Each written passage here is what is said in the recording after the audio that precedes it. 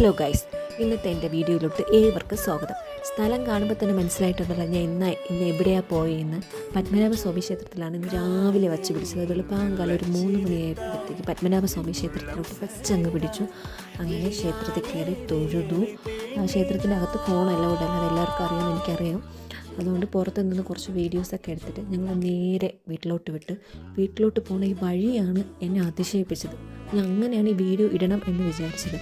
ഇത് മൂന്നാറോ ഊട്ടിയോ കൊടൈക്കനാലോ ഒന്നുമല്ല, നമ്മുടെ ട്രിവാൻഡ്രമാണ്. ട്രിവാൻഡ്രത്തെ രാവിലത്തെ മഞ്ഞാണ് ഞാൻ ഈ കാണുന്നത്.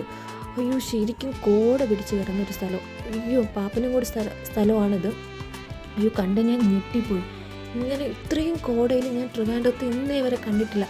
സംഭവം ഇവിടെയൊക്കെ എത്തിയപ്പോൾ ഞാൻ വെച്ചാൽ മൂന്നാർ നിൽക്കുന്ന ഒരു ഫീലായിരുന്നു. അങ്ങനെ കുറേ നേരം അവിടെ നിന്ന് വീഡിയോസൊക്കെ എടുത്ത് നേരെ ഫുഡ് കഴിക്കാനാണ് പോയത്. പിന്നെ ഫുഡൊക്കെ കഴിച്ച് നേരെ വീട്ടിലോട്ട്.